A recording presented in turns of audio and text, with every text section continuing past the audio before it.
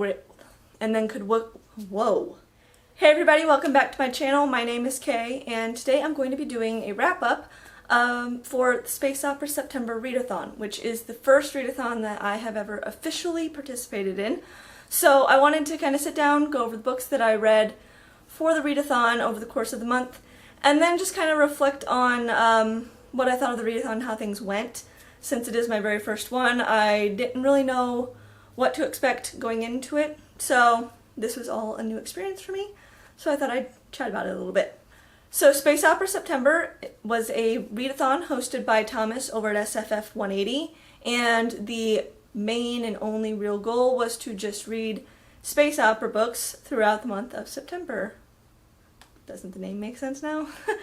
And there were 4 challenges, technically 5, and then by completing challenges you not only ranked up, so you started at a cadet and then could work your way up through the ranks to become like a fleet admiral or something, or if you completed one of the specific challenges, then you could kind of go down onto the rebel track and work your way towards becoming a space pirate.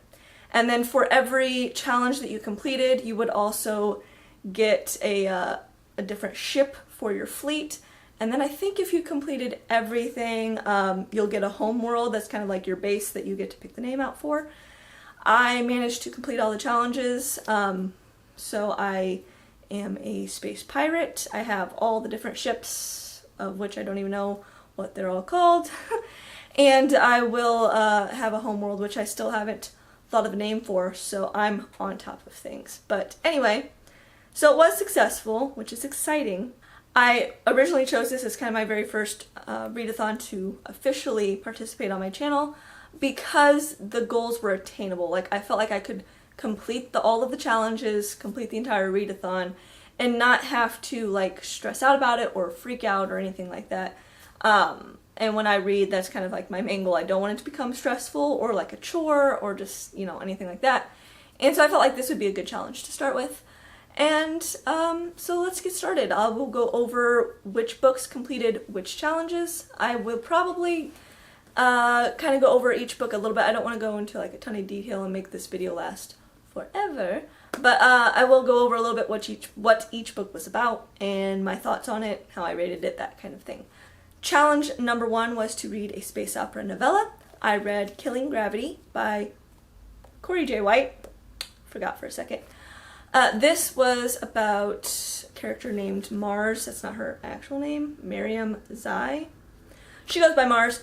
She is a void witch, so she has these psychic, telekinetic ability things. She can control things with her mind. And she was acquired as a small child by this kind of shadowy corporation, government entity type thing. And they somehow unlocked this ability, I'm assuming an innate ability within her. And but it was not pleasant for her. They did a lot of experiments and things of that nature. A lot of children died.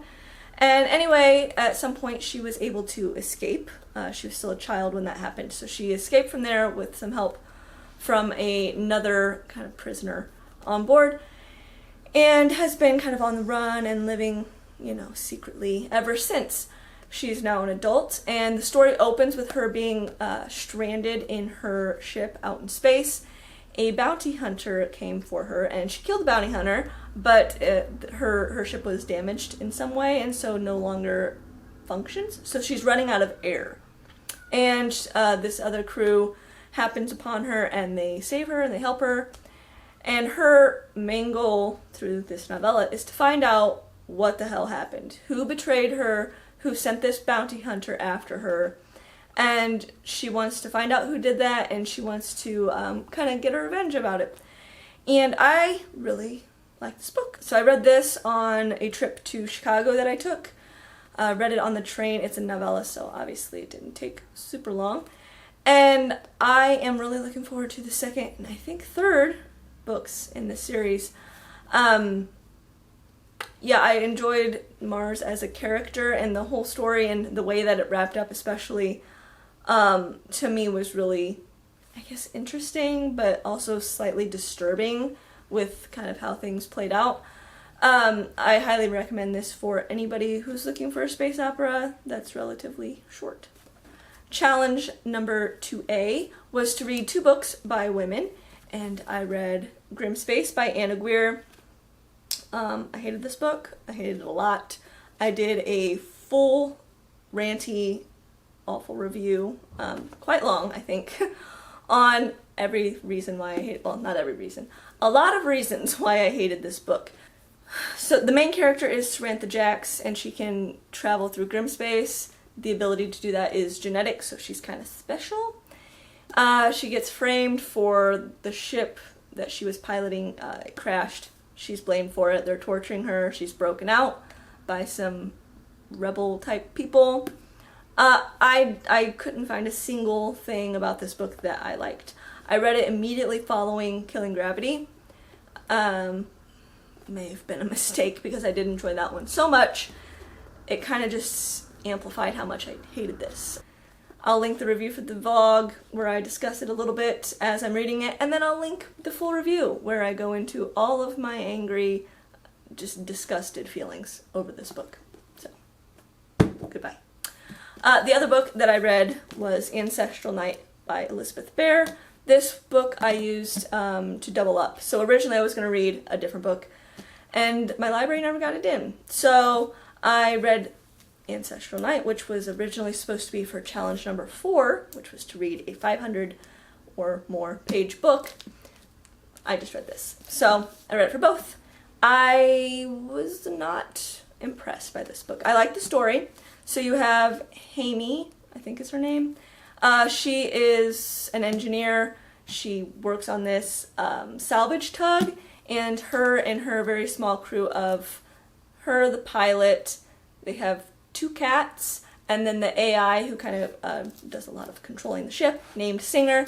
They are kind of given coordinates or a location on a possible salvage, and so they go out, way out to go find it. They find a super old ship from some sort of like a lost civilization that kind of predated everyone in their current system of civilizations and planets and stuff. So not a lot is known about them because they are long gone. But they find this big ship. They're like, oh, we can take this back, pay off our debts, la la la la. Except that there are space pirates, and they're there, and they try to, I guess, blow up the ship or whatever. They have to run away and escape. The story itself, I enjoyed. By the end, I was like, okay, yeah, I'm kind of starting to like this, like the main story. My problem was that there's a lot of science-y explanation stuff to explain like why the technology works or how they travel through space or things like that. And it's like, I don't need to know all of the details, and I don't need the metaphors and things to try to explain. I don't need it. I can just understand that you're able to fold kind of space and time around yourself to move through white space.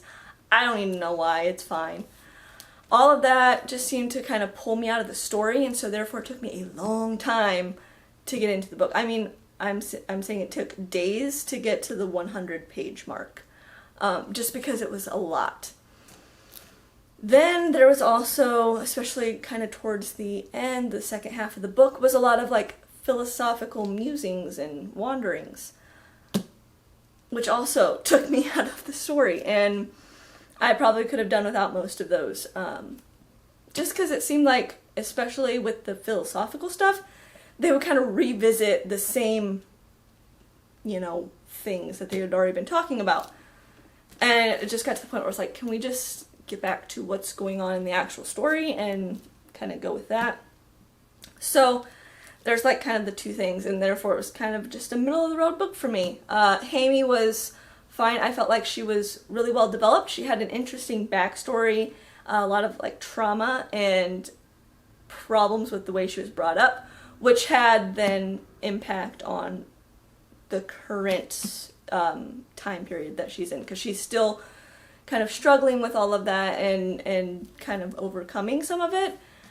So she was an interesting character, and the story itself was good. I just had problems with the delivery.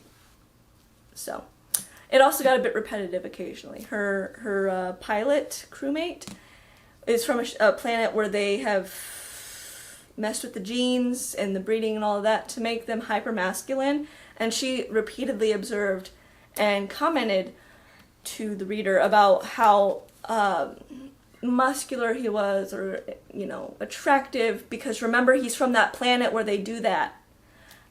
And it's like, I get it, I remember, because it wasn't that long ago since the last time you told me. And then she's not even attracted to men, but she kept going on about how he was attractive. Like, don't forget, he's attractive. Not necessarily to me, but like to other people, he's attractive. That got old. I'm sure there were other instances where she would repeatedly observe things, but that was the one that was just, that's kind of stuck in my mind. So it got a little irritating. 3 stars. It's not a bad book. I wouldn't say, like, don't read it. It's definitely not Grimspace. It's light years better. It just wasn't necessarily, I think, the book for me. So challenge 2B was to read a book by a diverse author featuring diverse characters. Completing this challenge allowed you to snake down onto the rebel track, and I was all about that. I read The Big Ship at the Edge of the Universe. This is the first book that I read for the month because I wanted to be a space pirate really bad, okay? And I gave this book 5 stars. I love this book. You have kind of 2 main point of view characters. You have Nyla, who is a race car driver. She's very wealthy. Her family is very wealthy, so she's kind of this entitled brat, basically. She witnesses a murder. She manages to escape, and then is subsequently framed for that murder. Our other main character is Boots, and she is a former soldier. Her side lost the war, and she then turned to basically like treasure hunting. She went on this big thing to find some sort of artifact that I can't remember the name of. Had her own basically like TV show, gained a lot of notoriety from that, but her partner screwed her over like right at the end when they found it, and so she has no money. And because she was on the losing side of that war, she was like dishonorably discharged because she, you know, gave herself up while the rest of her crew did not. She surrendered. So she was dishonorably discharged. It's basically impossible for her to find a job. So she has turned to selling star charts for fake treasure. They're all, it's all a sham. She weaves in little bits of truth, enough to make it plausible, and then sells them to people. And yeah, she sells one to the wrong person, happens to be her former crew, and they come back for her. The 2 characters are connected because when Nyla witnessed that murder, the person that was killed mentioned getting a map from Boots. And so Nyla goes looking for her. About the time she does, they both get scooped up by Boots' former crew and are kidnapped, more or less. And the only way that Boots can kind of pacify her former crew is to help them find the big ship at the edge of the universe. So it's basically like a myth, almost a legend, but they think they have a solid lead on where it might actually be, so they're going to go do that. But then they also have to avoid the person who killed that other race car driver called Mother, and she appears to be like superhuman, can stop time, la-di-da-di-da, because everyone in this universe can control magic, so each one can do like a different thing, except for Boots. She's one of the few who do not have the organ that allows them to control magic. And so they're trying to avoid Mother while also trying to find the ship. Things happen. I loved it. I recommend everyone read it. I think it was great. I cannot wait to get my hands on the 2nd book. Hopefully very soon before the end of the year. This was one of the highlights of my month. This and Killing Gravity were kind of the bright spots in my reading month. And then the last book I have to talk about is challenge number 3, which is to read a book before you were born. I was born in 1990. I overcompensated because I picked Hitchhiker's Guide to the Galaxy by Douglas Adams, which was written long before I was born. I mostly picked this because I'd heard of it, which most of the books that I read for this month, aside from Grimspace, I had never heard of any of the other books that I read. So this and Grimspace were the only ones that I had heard about previous to this readathon. My mom loves the movie. I don't know that she's read the book, but But that was kind of like the main reason I picked it. I was like, well, I could get it, I could read it, and then we could talk about it and whatever. I might even enjoy it. It got 3 stars. I can't even really tell you what it's about. You have, I can't remember his name. Ooh, Arthur Dent. Yikes. Human living on Earth unknowingly has a friend, Ford Prefect. His friend Ford Prefect is an alien. The Earth is about to be destroyed, so he and Ford hitch a ride on a passing spaceship. They get off of Earth before it's blown up. And it's supposed to be funny, obviously. I mean, I'm sure most people have heard of Hitchhiker's Guide to the Galaxy. I just didn't find it overly amusing. There was definitely like a lot of absurdism and silliness and things like that. It just didn't really appeal to me. I'm not super surprised. There are several books in the series. I won't be reading any more of them. I won't say that it was a bad book, because I just think it's not a book that I would find enjoyable. I did read a book earlier this year, Space Opera. I attempted to read it, and it was also supposed to be like very absurd and funny, and I DNF'd that book because I just didn't get it. So I think maybe it's me and not the book, because a lot of people like this book.